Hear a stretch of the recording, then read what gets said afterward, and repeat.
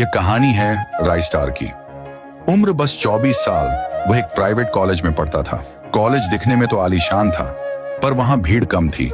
शायद यही वजह थी कि शांति और सुकून के बीच उसे अपनी जिंदगी का सबसे खूबसूरत एहसास मिला। उसी क्लास में रिया भी पढ़ती थी। दोनों अक्सर साथ बैठते, नोट्स शेयर करते और छोटी छोटी बातों पर घंटों हंसा करते। हंसी मजाक में कब बातें दिल तक पहुंच गईं, उन्हें पता ही नहीं चला। धीरे धीरे दोनों एक दूसरे के प्यार में इस कदर खो गए कि अब उन्होंने साथ जीने मरने और शादी के सपने देखने शुरू कर दिए थे। लेकिन उनके घर वाले इस रिश्ते को कभी मंजूरी नहीं देते। राई स्टार दिखने में एकदम हैंडसम और नौजवान था, दिल का साफ, लेकिन उसकी जेब खाली थी। वह एक टूटी फूटी झोपड़ी में रहता था, जहां 2 वक्त की रोटी भी बड़ी मुश्किल से नसीब होती थी। दूसरी तरफ रिया थी, हुस्न की मल्लिका, जिसके चेहरे पर हमेशा एक प्यारी सी मुस्कान रहती थी। वह राई स्टार की दुनिया से बिल्कुल उलट एक बड़ी हवेली में रहती थी। उसके घर के बाहर करोड़ों की कारें खड़ी रहती थीं और नौकर चाकर बस एक इशारे का इंतजार करते थे। रिया के पापा शहर के नामी बिजनेसमैन थे, जिन्होंने अपनी बेटी को दुनिया की हर खुशी लाकर दी थी। आखिरकार दोनों ने एक बड़ा फैसला लिया, भागकर शादी करने का। एक अंधेरी रात जब उसके मम्मी पापा गहरी नींद में थे, तब रिया दबे पांव बिना किसी को बताए अपने घर से निकल गई। उसने पीछे मुड़कर अपने पिता की करोड़ों की संपत्ति और ऐशो आराम को नहीं देखा। उधर राई स्टार भी अपना सब कुछ छोड़ रिया से मिला। दोनों ने अपनी पढ़ाई, अपनी डिग्री और अपना शहर, सब कुछ हमेशा के लिए पीछे छोड़ दिया और वहां से निकलकर वे एक दूर अनजान शहर पहुंचे और वहां दोनों ने एक दूसरे को वरमाला पहनाई। कोई बैंड बाजा नहीं था, कोई बाराती नहीं थे, बस 2 दिल थे और अटूट विश्वास। शादी के बाद वे एक ऐसे छोटे से गांव में आ गए जहां की आबादी न के बराबर थी और उन्हें कोई पहचानने वाला नहीं था। राई स्टार ने एक छोटा सा कमरा किराए पर लिया। कमरा टूटा फूटा था, लेकिन उस कमरे के कोने कोने में प्यार बसा था। दोनों खुशी से और प्यार से रहने लगे। पेट भरने के लिए राई स्टार ने पास ही के एक कंस्ट्रक्शन साइट पर काम करना शुरू कर दिया। जिन हाथों में कभी कॉलेज की किताबें हुआ करती थीं, अब उन कंधों पर सीमेंट के भारी भारी थैले थे। शाम को जब वह थक हार कर घर लौटता, दोनों की जिंदगी अब गरीबी में थी, लेकिन उनके चेहरे पर वो सुकून था। दोनों एक ही थाली में खाना खाते। रिया उस सादे दाल चावल को भी ऐसे स्वाद से खाती। रिया ने भी घर की आर्थिक हालत संभालने के लिए एक छोटी सी प्राइवेट कंपनी में नौकरी कर ली। तनख्वाह बहुत कम थी, लेकिन गुजारा कर लेते थे। उन दिनों गरीबी के बीच भी एक सुकून था, एक हंसी थी जो उस छोटे से कमरे को रोशन रखती थी। धीरे धीरे वक्त ने करवट ली और मुश्किलें पहाड़ जैसी खड़ी होने लगी। किराया वक्त पर न दे पाने की वजह से मकान मालिक रोज उनके दरवाजे पर आकर तमाशा करने लगा। वह गंदी गालियां देता और घर खाली करने की धमकियां देता। राई स्टार अपनी बेबसी छुपाकर बस इतना ही कह पाता, साहब परसों पक्का। रिया, जो कभी महलों की राजकुमारी थी, अब इस बदहाली से थकने लगी थी। छोटी छोटी बातों पर वह राई स्टार के ऊपर बरस पड़ती। शादी के 2 साल बाद उनकी जिंदगी में एक नन्ही परी आई, जिसका नाम उन्होंने पायल रखा। राई स्टार के लिए पायल का चेहरा देखना दुनिया की सबसे बड़ी खुशी थी, लेकिन उस नन्ही जान के आने के साथ ही जिम्मेदारियों का एक भारी पहाड़ उसके कंधों पर आ गिरा। राई स्टार अब खुद को पूरी तरह मशीन बना चुका था। कंस्ट्रक्शन साइट पर दिन भर बोरी ढोने के बाद वह रात में पास के जंगल में लकड़ियां काटता। नींद जैसे उसकी जिंदगी से हमेशा के लिए गायब हो गई थी। लेकिन अफसोस, राई स्टार की यह हाड़ तोड़ मेहनत भी रिया को खुश नहीं कर पा रही थी। रिया के चेहरे से वो पुरानी मुस्कान अब पूरी तरह गायब हो चुकी थी। उन दोनों के बीच हर छोटी बात पर झगड़े होने लगे। गुस्से में रिया ने कहा, कब तक चलेगा ये सब? क्या इसी दिन के लिए मैंने अपना घर छोड़ा था? तुम्हारी ये मामूली कमाई अब हमारे खर्चों के लिए काफी नहीं है। मैं अपनी करोड़ों की संपत्ति छोड़कर तुम्हारे पास आ गई और तुम हो कि इन छोटे छोटे कामों में ही अटके हो। कुछ लाइफ में बड़ा करो। राई स्टार बस इतना ही कह पाता, रिया तुम इतनी चिंता क्यों करती हो? वक्त के साथ सब ठीक हो जाएगा। तुम बस अपनी कंपनी में मन लगाकर काम करो, देखना एक दिन हमारा भी टाइम आएगा। लेकिन रिया अब उम्मीद खो चुकी थी। जिस कंपनी में रिया काम करती थी, उसका मालिक आदित्य, वह पढ़ा लिखा और बेहद अमीर था। वह कभी पैसे देकर, तो कभी एडवांस सैलरी के बहाने, तो कभी महंगे गिफ्ट्स देकर रिया का दिल जीतने लगा। रिया को भी अब आदित्य प्रभावित करने लगा। एक रात 12 बजे जब पूरा गांव गहरी नींद में सो रहा था, रिया ने चुपके से आदित्य को फोन लगाया। आदित्य, मैं कुछ ही देर में भाग के तुम्हारे पास आने वाली हूँ, तो तैयार रहना।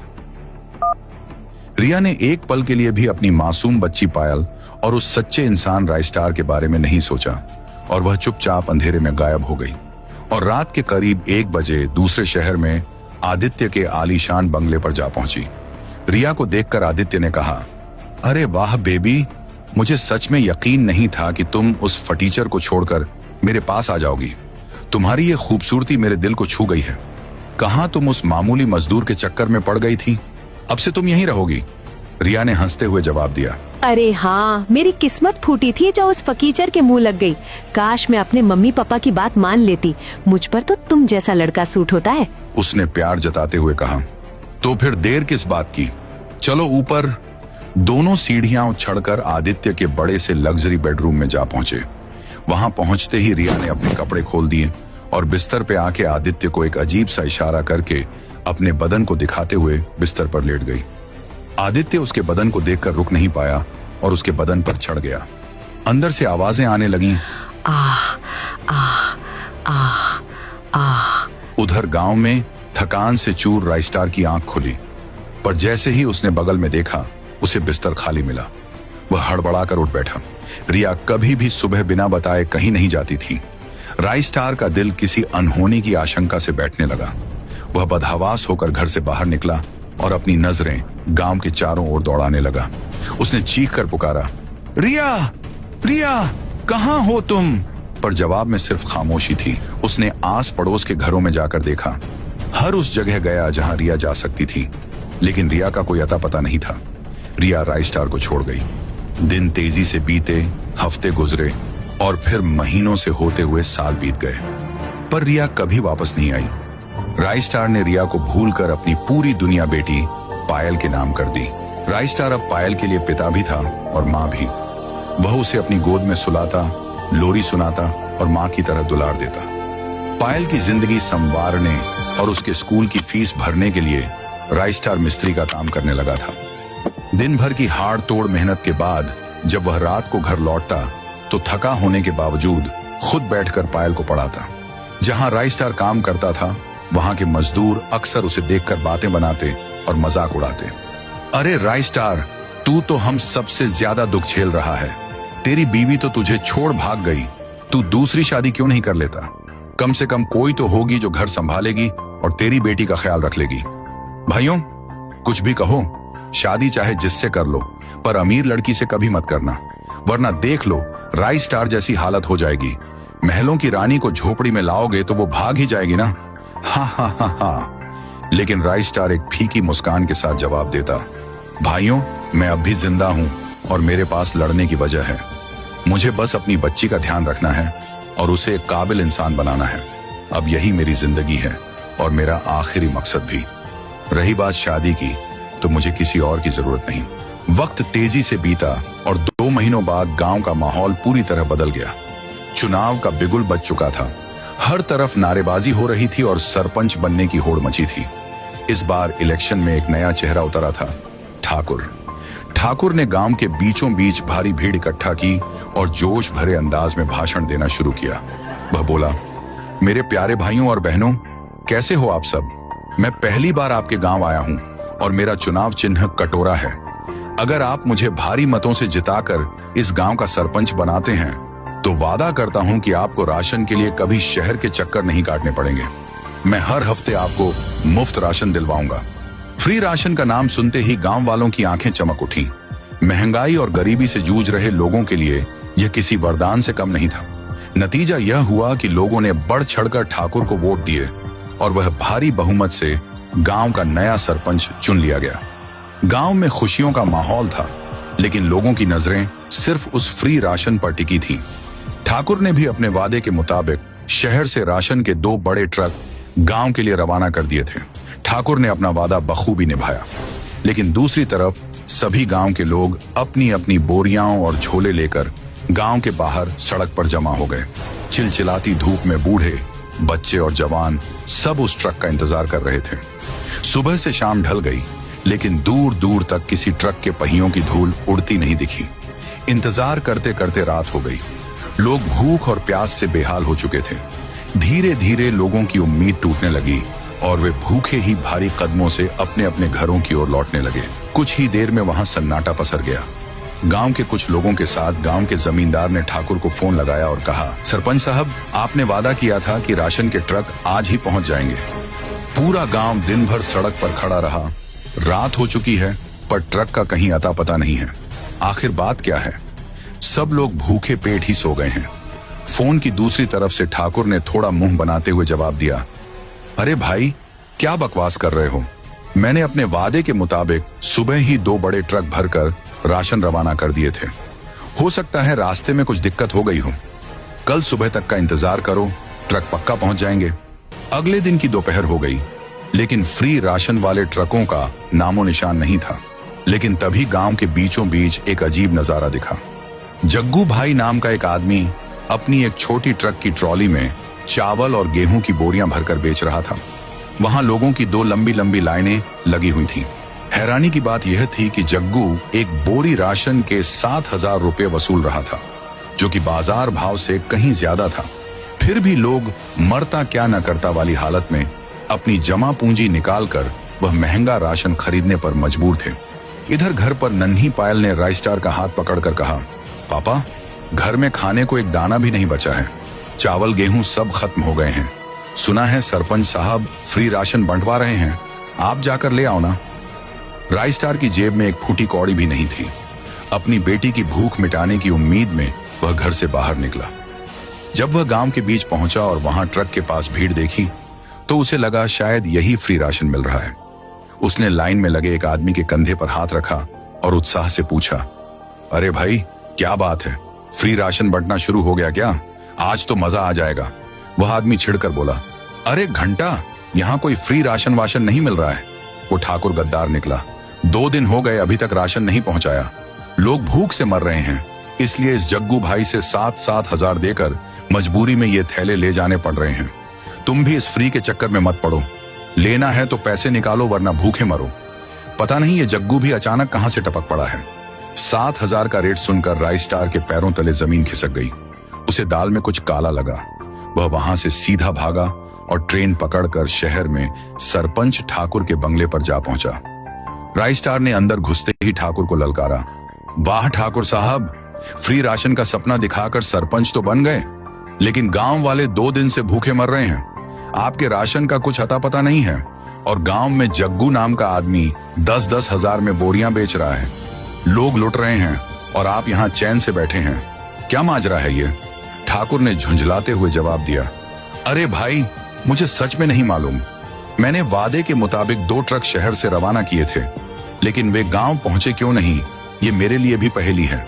ड्राइवरों के फोन भी स्विच ऑफ आ रहे हैं। ये सुनकर राइस्टार को लगा कि शायद ठाकुर सच बोल रहा है। राइस्टार ने कहा, एक काम करो, तुम अभी एक और राशन से भरी ट्रक गांव के लिए निकालो और मुझे अपनी एक बाइक दो। मैं खुद इस ट्रक का पीछा करूंगा और पता लगाऊंगा कि आखिर ये ट्रक रास्ते में गायब कहां हो रहे हैं। ठाकुर ने तुरंत बात मान ली। उसने एक छोटी ट्रक को गांव की ओर रवाना किया। जैसे ही ट्रक गेट से बाहर निकला, राइस्टार ने बाइक स्टार्ट की, एक्सीलेटर घुमाया और एक जासूस की तरह उस ट्रक का पीछा करने लगा। उसे यकीन था कि आज वो इस राशन चोरी के खेल का पर्दाफाश कर देगा। रास्ते एकदम सुनसान थे और हवा की सरसराहट के बीच ट्रक और राइस्टार की बाइक तेजी से गांव की ओर बढ़ रहे थे। अब तक तो सब ठीक था, ट्रक में राशन भी सलामत था, लेकिन तभी सन्नाटे को चीरती हुई एक जीप ट्रक के सामने आ खड़ी हुई। एक आदमी व्हाइट 444 ने ड्राइवर के सिर पर गन तान दी। मौत को सामने देखकर ड्राइवर ने वह ट्रक वहीं छोड़कर जान बचाकर भाग निकला। ठहाका मारते हुए ट्रक की स्टीयरिंग पर बैठ गया और उसे लेकर रफू चक्कर होने लगा। राइस्टार ने उसका पीछा करना जारी रखा। उसने समझ लिया था कि यह कोई मामूली चोरी नहीं, बल्कि एक सुनियोजित साजिश है। उसने अपनी बाइक की रफ्तार बढ़ाई और चुपके से ट्रक का पीछा करने लगा। लेकिन असली हैरानी तो तब हुई जब उसने देखा कि वह ट्रक कहीं और नहीं, बल्कि उसी गांव की ओर जा रहा है। ट्रक गांव के एक पुराने और सुनसान गोदाम के अंदर घुस गया। राइस्टार ने अपनी बाइक बाहर ही रोकी और दबे पांव गोदाम के पास से अंदर झांकने लगा। अंदर का नजारा देखकर उसका खून खौल उठा। वहां जग्गू भाई खड़ा था, जो गांव वालों को महंगा राशन बेच रहा था। व्हाइट 444 और जग्गू भाई आपस में हाथ मिला रहे थे। राय स्टार को पूरा माजरा समझ आ गया। उसने मन ही मन कहा, तो यह है असली खेल। ठाकुर का भेजा हुआ फ्री राशन ये गुंडे आधे रास्ते में लूट लेते हैं और फिर उसी राशन को ऊंचे दामों पर गांव के गरीब लोगों को बेच देते हैं। आज इनका खेल खत्म करना होगा। राय स्टार ने एक धारदार कुल्हाड़ी उठाई और शेर की तरह दहाड़ते हुए सीधा गोदाम के अंदर घुस गया और एक ही वार में उसका सर धड़ से अलग कर दिया। जग्गू भाई को भी राय स्टार ने दर्दनाक मौत दी। दोनों गिड़गिड़ाते हुए मर गए। राय स्टार ने तुरंत पुलिस को सूचना दी। पुलिस ने आकर गोदाम की तलाशी ली और वहां छिपाई गई राशन की सैकड़ों बोरियां बरामद की। अगले दिन राय स्टार ने अपने हाथों से गांव के हर घर में मुफ्त राशन बंटवाया। गांव वालों को जब सच्चाई पता चली तो उनकी नजरों में राय स्टार किसी फरिश्ते से कम नहीं था। गांव वालों का विश्वास अब ठाकुर से उठ चुका था। उन्होंने एकजुट होकर राय स्टार से चुनाव लड़ने का आग्रह किया। भारी मतों से जीतकर राय स्टार उसी गांव का नया सरपंच बन गया। सरपंच बनते ही राय स्टार ने कसम खाई कि वह किसी और की बेटी को भूखा नहीं सोने देगा। अगले 2-3 सालों में राय स्टार ने गांव की सूरत ही बदल दी। उसने एक आधुनिक हॉस्पिटल बनवाया ताकि किसी को इलाज के लिए शहर न भागना पड़े। बुजुर्गों के सम्मान के लिए एक शानदार वृद्धाश्रम बनवाया। गांव के बच्चों के भविष्य के लिए एक बड़ा हाईटेक स्कूल बनवाया। वक्त का पहिया ऐसा घूमा कि जो राय स्टार कभी मजदूरी करके पेट पालता था, आज वह करोड़ों की संपत्ति और गांव वालों के दिलों का मालिक बन गया था। उसकी बेटी पायल अब बड़ी और समझदार हो गई थी और वह गर्व से कह सकती थी कि उसके पिता इस गांव के सबसे ईमानदार और जांबाज इंसान हैं।